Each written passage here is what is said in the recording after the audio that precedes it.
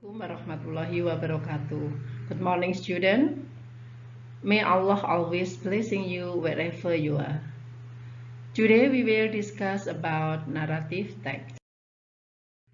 Oke anak-anak, sebelum kalian mempelajari lebih jauh apakah itu narrative text, maka yang pertama-tama marilah kita pelajari dulu pengertian narrative text. Narrative text adalah jenis teks yang menceritakan suatu rangkaian peristiwa secara kronologis yang saling terhubung. Biasanya cerita ini bersifat imajinatif dan hanya berupa cerita karangan si penulis cerita untuk menghibur si pembaca. Selanjutnya, apakah tujuan daripada teks naratif? Seperti yang sudah disebutkan dalam bagian pengertian, bahwa tujuan naratif teks yaitu untuk menghibur si pembaca dengan kisah atau cerita yang telah dibacanya. The purpose of narrative text is to amuse or to entertain the reader with a story. Selanjutnya kalian perlu tahu juga jenis-jenis naratif teks. Ada beberapa jenis naratif teks, diantaranya yaitu personal experience, yaitu pengalaman seseorang. Pengalaman pribadi di sini tidak dituliskan apa adanya, tetapi dikasih bumbu-bumbu sehingga cerita ini bisa berupa cerita yang imajinatif. Ada juga yang berjenis fairy stories, yaitu cerita yang bersifat fantastik atau penuh dengan keajaiban. Ada fabel, kalian sudah banyak tahu, yaitu tentang binatang yang bisa berperilaku seperti manusia. Ada legends, myths, romance, adventure stories, historical narrative, dan yang lainnya.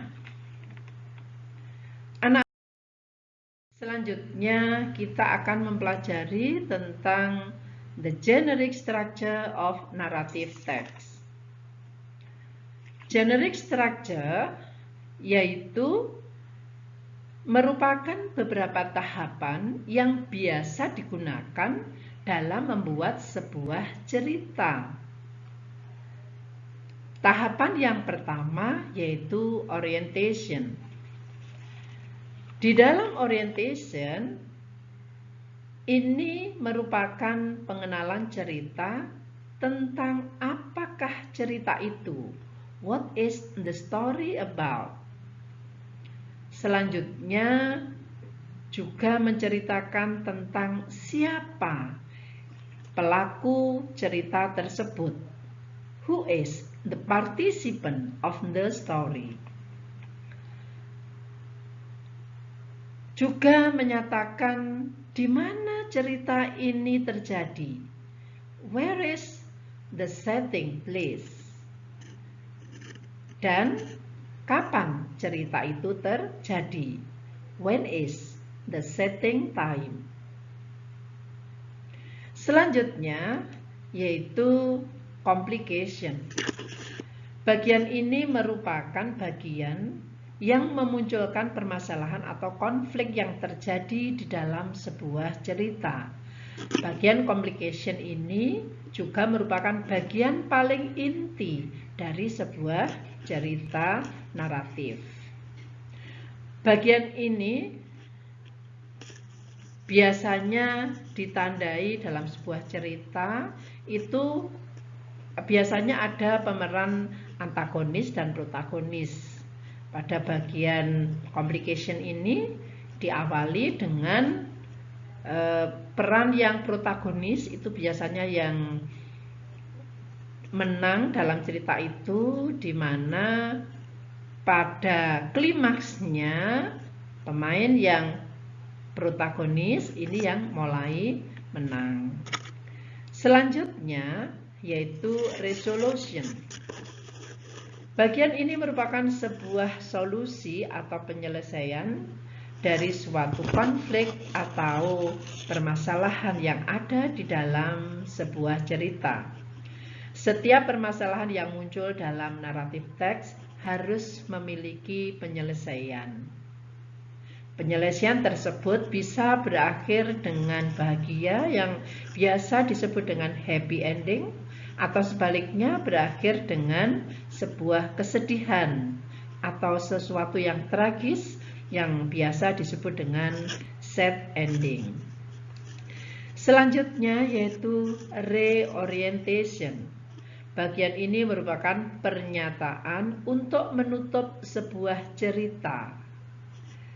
Pada bagian reorientation ini bisa berupa pelajaran moral, sebuah nasihat atau pelajaran berharga dari penulis cerita.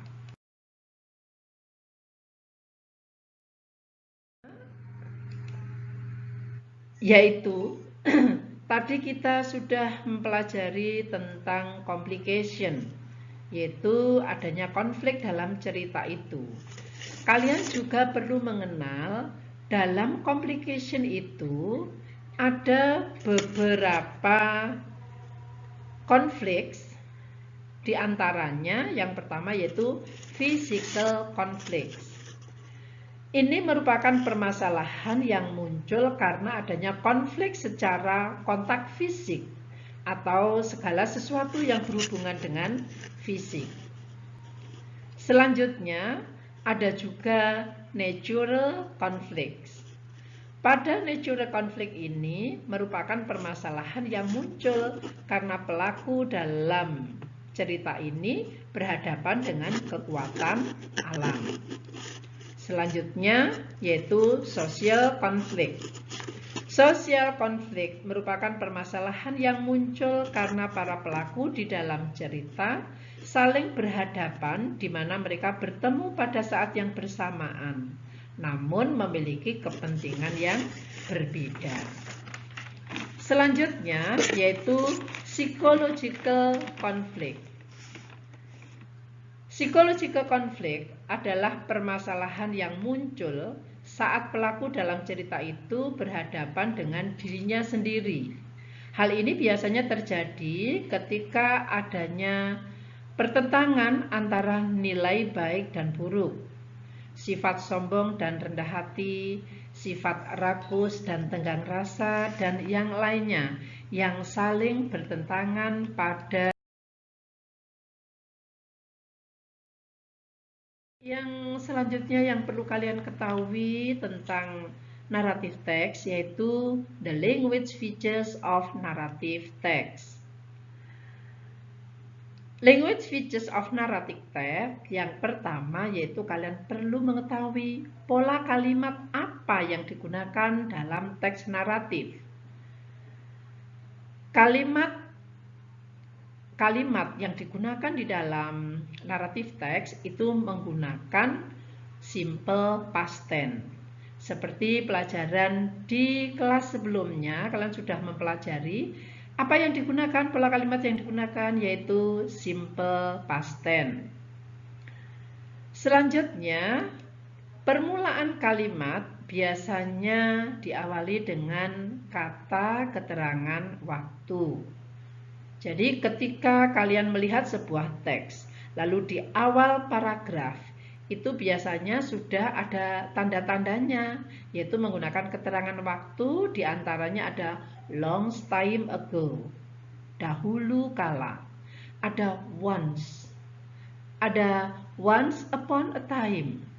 Nah, ini merupakan ciri-ciri yang ada di permulaan kalimat dan di awal paragraf, pada paragraf awal itu. Selanjutnya yaitu dalam naratif teks banyak menggunakan kata penghubung waktu seperti just then, before, after, then, dan yang lainnya. Naratif teks kadang-kadang terdapat dialog langsung antar tokoh cerita. di sini di dalam dialog langsung di sini itu menggunakan simple present tense, tidak menggunakan simple past tense. Karena apa? Ini merupakan kutipan pembicaraan langsung antar tokoh. Kalau di dalam teks biasanya ditandai dengan tanda kutip. Anak-anak, untuk pertemuan kali ini kita sudah mempelajari tentang pemahaman naratif teks, lalu tujuan daripada naratif teks, jenis-jenisnya, lalu general structure-nya, begitu juga dengan macam-macam konflik yang ada pada naratif teks, serta language features-nya. Oke, semoga apa yang Ibu sudah sampaikan kali ini bisa bermanfaat pada kalian. Nanti untuk pertemuan mendatang, Ibu akan berikan sebuah teks dan Ibu berharap kalian bisa melihat, memecahkan teks itu seperti apa yang sudah kita pelajari hari ini.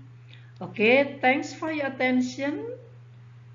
Thank you. See you in the next meeting. Wassalamualaikum warahmatullahi wabarakatuh.